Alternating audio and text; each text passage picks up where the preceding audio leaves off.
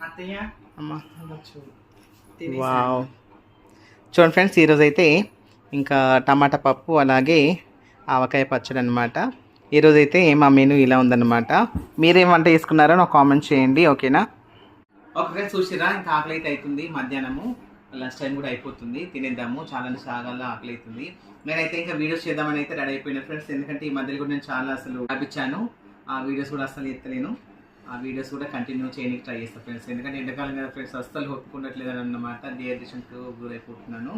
అందుకోసం అని వీడియోస్ అయితే చేస్తలేను.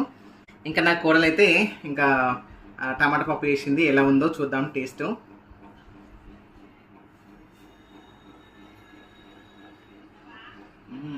సూపర్గా ఉంది. పుల్ల పుల్లగా కమ్మగా అసలు చెప్పొద్దు, మాటలు చెప్పలేము, అంత బాగుంది.